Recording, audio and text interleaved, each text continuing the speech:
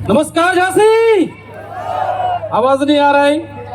नमस्कार, नमस्कार, आवाज नहीं आ रही। फिर से मैं कहूंगा दोस्तों, यहाँ बुंदेलखंड की वो पूरी टीम बैठी है, मैक्सिमम टीम यहाँ पे बुंदेलखंड की है। तो एक बार फिर से आप लोगों से जानना करना चाहूंगा, नमस्कार, थैंक यू। दोस्तों, जैसे कि आप लोगों को पता ही चल रहा होगा कि आज कंपनी के इस ब्लू डायमंड रैंक पर पहुंचा हूं। तो कैसे पहुंचा हूं ना, कई लोगों ने आप लोगों के बारे में डिस्कस भी किया, को बताने का प्रयास किया होगा। लेकिन दोस्तों, मैं थोड़ा सा ना अपने बारे में जरूर बताऊंगा, क्योंकि गुरु जी ने मेरे को 3 मिनट दिए हैं। हो सकता 3 मिनट में पूरी बात करूं।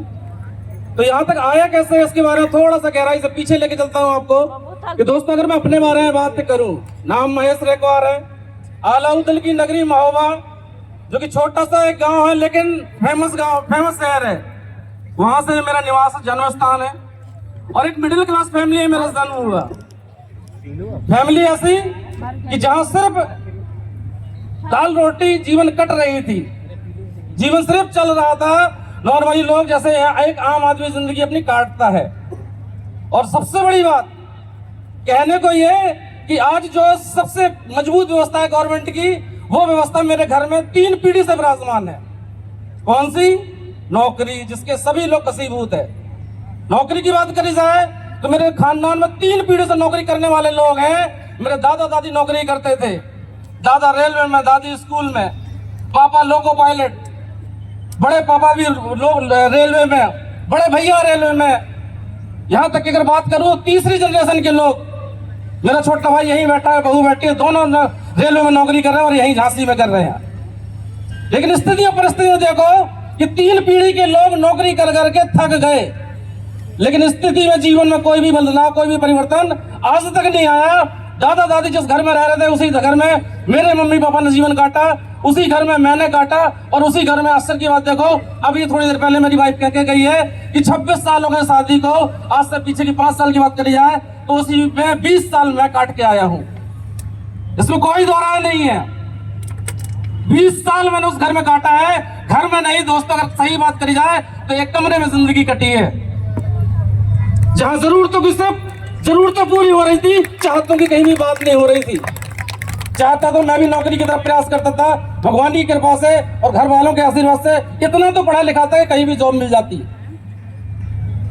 बीकॉम कर रखा था मैंने, ग्रेजुएशन कर रखी थी, और उस समय कंप्यूटर का कोर्स कर रखा था, जब कंप्यूटर ब्लैक एंड व्हाइट चलते थे, ब्लैक एंड व्हाइट कंप्यूटर चलते थे। उस समय मैं चाहता तो नौकरी कर लेता, लेकिन ये सोच के बैठ गया था कि दोस्त, दुनिया के सब काम कर लूंगा, कभी नौकरी नहीं करूंगा। दुनिया के सब काम कर लूंगा लेकिन नौकरी नहीं करूंगा। अगर नौकरी से जिंदगी बदल सकती होती तो दादा दादी ने मेरे माँ बाप की जिंदगी बदल दी होती, और अगर नौकरी से जिंदगी बदल जा ही सकती तो मेरे माँ बाप मेरी जिंदगी बदल के जा चुके होते। सहमत हो मेरी बात से? तो ये तो कसम खा ली थी, ये तय था कि साला नौकरी तो नहीं करना, चाहे दिल्ली में जाकर झाड़ू लगा ले, चाहे मजदूरी कर ले, ये तो तय था। क्यों? क्योंकि जिंदगी के 20 साल वाइफ के साथ काटे, परिवार के साथ काटे, और जैसी जिंदगी पहले कट रही थी वैसी जिंदगी आज भी कट रही थी। लेकिन दोस्तों, उसके साथ साथ क्योंकि जीवन यापन करना है तो कुछ चाहिए। सबकी जिंदगी जैसे कट रही थी, मेरी भी कट रही थी। मैंने भी हाथ पैर मारे, मैं किसी कंपनी में, किसी फाइनेंस सेक्टर में चला गया, और 18 नहीं, आज मैं कहूँ तो 20 साल हो गए मेरे को उस सेक्टर में काम करते करते। और 20 साल में अगर मैं कहूँ तो जिंदगी फिर भी जस की तस थी, ना कोई जिंदगी में बदलाव, ना कोई जिंदगी में परिवर्तन, सिर्फ दाल रोटी बदल रही थी और बच्चों की जरूरतें पूरी कर पा रहा था। लेकिन ये सपने मेरे भी बड़े थे, मैं भी चाहता था कि मेरे पास भी एक अच्छी जिंदगी हो, जो जिंदगी मैंने नहीं जी, ओवरऑल मेरे वाइफ, मेरे बच्चों को मिलना चाहिए। ये कसम थी, ये चाहत थी कि साला मेरे को जो नहीं मिला, लेकिन मेरे बच्चे कभी इस बात का आभास न करें कि यार पापा ने भी हमारे को वैसे ही रखा जैसे इनकी जिंदगी कटी। और इस चाहत और इस जुनून के साथ इस काम की शुरुआत करने से पहले मैं भी एक अच्छे प्लेटफॉर्म की तलाश में था, लेकिन जिस पुराने सेक्टर में था वो प्लेटफॉर्म भी टूट गया, और ये समझ लो जैसे जिंदगी कट रही थी ना, उससे ज्यादा गहरी नीचे जिंदगी फिर चली गई थी। जिंदगी नर्क हो गई थी, जीना मुश्किल हो गया था, जिंदगी काटना मुश्किल हो गया था, बच्चे बढ़ते चले जा रहे थे, लाइबिलिटी बढ़ गई थी, करोड़ों रुपए की लाइबिलिटी सर के ऊपर लेके जिंदगी से ऊब गया था, बाहर निकलना दुश्वार हो गया था। लेकिन दोस्तों, आज से 5 साल पीछे की अगर बात करी जाए तो एक अनजान शख्स मेरी जिंदगी में आया, जिसने ना मेरे उस वीरान जिंदगी से, उस अंधेरे से मेरे को निकाल के इस रोशनी में लाके खड़ा किया।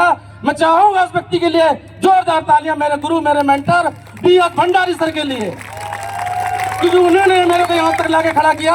आज मैं जो भी हूँ उन्हीं के आशीर्वाद से हूँ, उन्हीं के डायरेक्शन में, उन्हीं के सानिध्य में काम करके हूँ। गुरुजी आशीर्वाद बना के रखना। ये बुंदेलखंड में जितने लोग हैं, लगभग मैक्सिमम जिलों में मेरा काम है आपके आशीर्वाद से है, और एक दिन ऐसा होगा पूरे देश में भी काम होगा तो आपके आशीर्वाद से होगा। एक बार जोरदार सर के लिए। रामवीर सर बैठे हैं, हमेशा उनका मेरे को प्यार मिलता रहा, हमेशा मेरे को डायरेक्शन देते रहे। उनका भी हमेशा मैं कृतज्ञ रहूंगा कि एक ऐसे व्यक्ति को उन्होंने हमेशा सहारा दिया। अगर मेरे गुरु ने मेरे को डांटा तो उन्होंने मेरे से कहा होगा बेटा चिंता मत कर, उनका तो स्वभाव ऐसा है। नहीं तो आगे बैठे हैं फ्रंट के लोग, सबको बताया भंडारी सर का स्वभाव कैसा था। मेरे तो 4 साल ऐसे कटे जैसे मैं नरक का जीवन जी के आया हूँ। गुरुजी माफ करना, माफ करना, आवाज ही नहीं निकलती रही मेरी तो।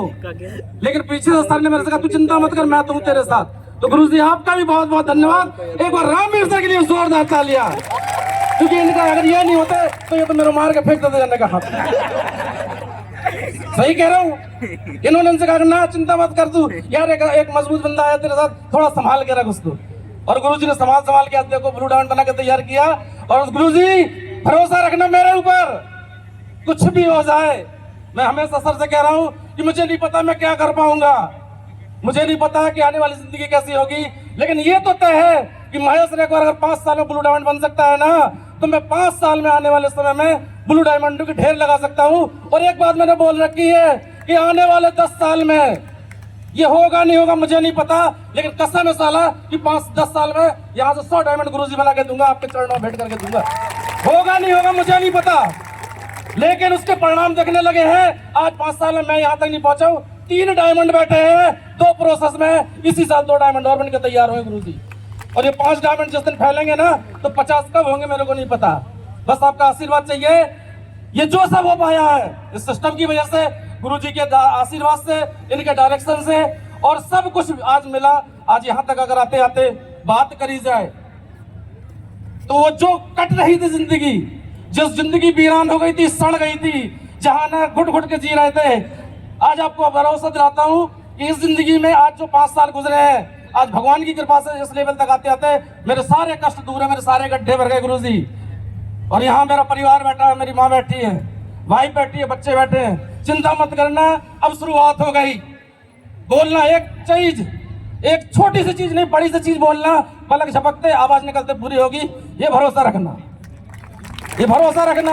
ये बिल्कुल सही बात है कि 5 साल इस बिजनेस में हो गए हैं, और पीछे की 20 साल की लाइफ में अगर मैं बात करूं, वाइफ ने जो भी बात बोली मैंने यही कहा चिंता मत कर, थोड़ा सा समय और दे, थोड़ा सा समय और दे। आज तक उसकी जरूरतें पूरी नहीं कर पाया, लेकिन आज भरोसा देता हूं, चिंता मत करना, जो तू कहेगी ना वो तेरे कदमों में मिलेगा।